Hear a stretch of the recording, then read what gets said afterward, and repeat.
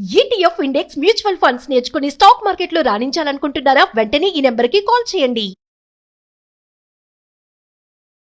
నమస్తే, welcome back to Suman TV. నేను మీ సంజయ్. గృహహింస 498 కేసు. ఇది ఆడవాళ్ళందరిలోనే ఒక బ్రహ్మాస్త్రం అని చెప్పొచ్చు.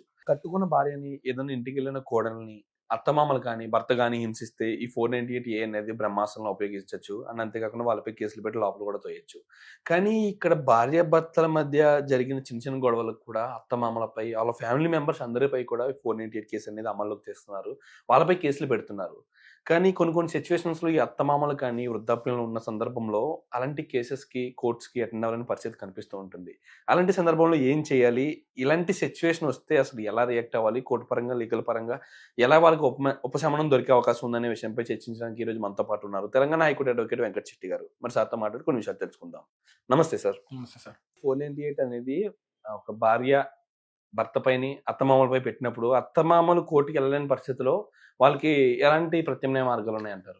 చాలా సిచ్యువేషన్స్ లో ఏంది అని అంటే ఏదైతే 498 కేసు అనేది ఫాల్స్ కేసు అనేది ఇక రెగ్యులర్ గా అది కామన్ అయిపోయింది ఎట్ ప్రెసెంట్ అయిన కేసెస్ లో.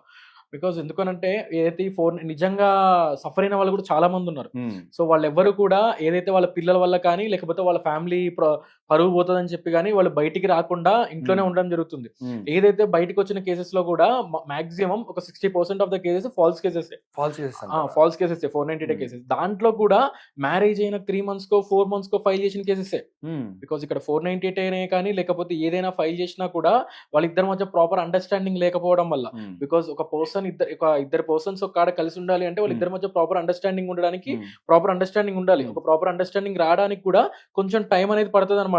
సో వీళ్ళెవరు కూడా ఆ టైం అనేది మెయింటైన్ చేయకుండా ఒక చిన్న ఇష్యూ అవ్వగానే వాళ్ళ పేరెంట్స్ ఇన్వాల్వ్ అయిపోయి దాన్ని పెద్దగా చేయడం.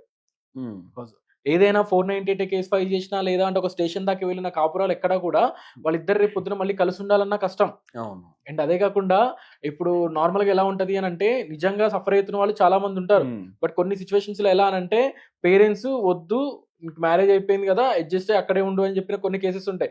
అండ్ కొంతమంది అయితే వాళ్ళు చిన్న ఇష్యూ అయింది అని అంటే దాన్ని పేరెంట్స్ పెద్దగా చేసి దాన్ని భూతద్దంలో వేసి చూసి 498 కేసు అని చెప్పి అన్ని కేసెస్ అనేది ఫైల్ చేస్తూ ఉంటారు.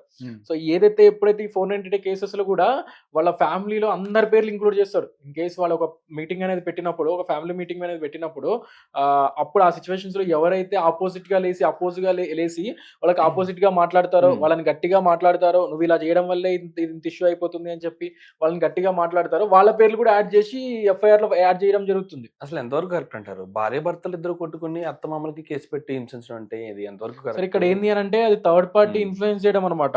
ఏదైతే పక్కన పర్సన్స్ ఇన్ఫ్లుయెన్స్ చేయడం వల్ల ఇక్కడ ఇన్ఫ్లుయెన్సెస్ ఎవరు అని అంటే వీళ్ళ పేరెంట్స్.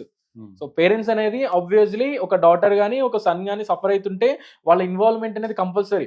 వాళ్ళు గైడెన్స్ అనేది పాజిటివ్ గా ఉండాలి. ఇక్కడ మిస్గైడ్ అనేది అయిపోతూ ఉంటది అనమాట.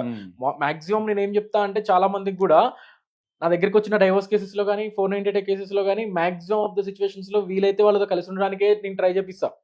అంటే వాళ్ళిద్దరు కలిసి ఉండాలని చెప్పి నేను ట్రై చేస్తా.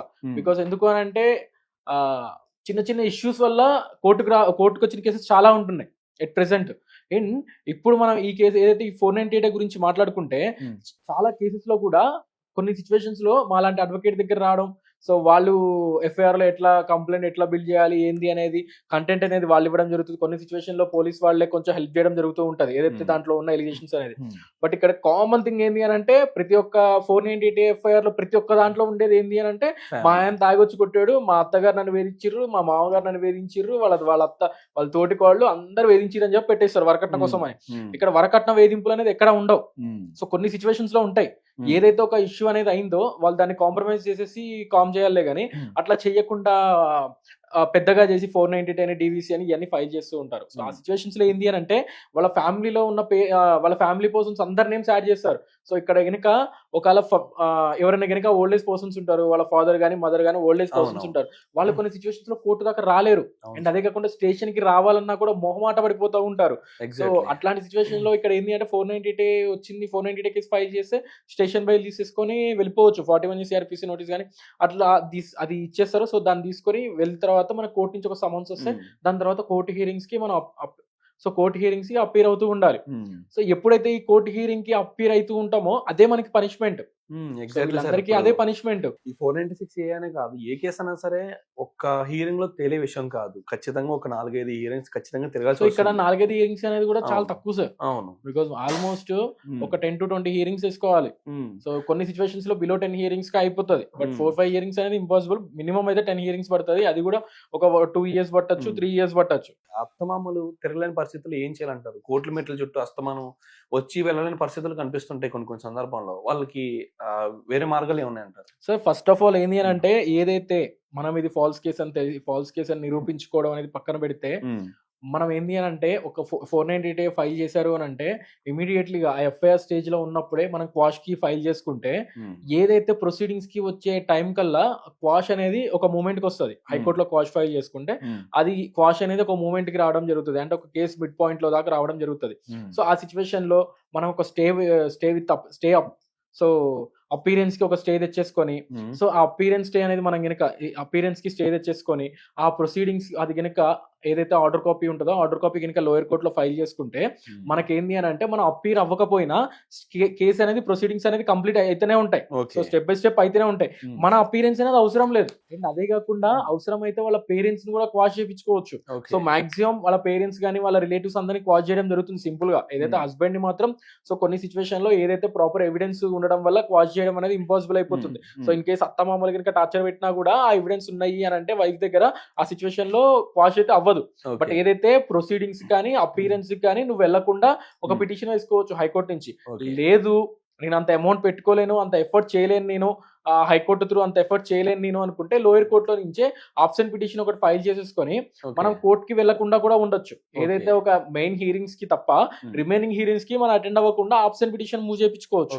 సో ఇది ఓన్లీ ఈ పిటిషన్స్ అనేది ఓన్లీ 498 కేసుకైనా కాదు, ఎట్లాంటి క్రిమినల్ కేసుకైనా. సో ఎట్లాంటి క్రిమినల్ కేసు వాళ్ళ మీద ఫైల్ అయినా కూడా ఆ సిచ్యువేషన్స్ లో మనం అది ఏదైతే మనం గనక high court through quash petition move చేసేసుకొని ఏదైతే ప్రొసీడింగ్స్ కి ఒక స్టే తెచ్చేసుకొని ఆ స్టే పిటిషన్ గనక ఫైల్ చేసుకుంటే మన అపీరెన్స్ అవ్వాల్సిన అవసరం లేదు. Thank you very much sir.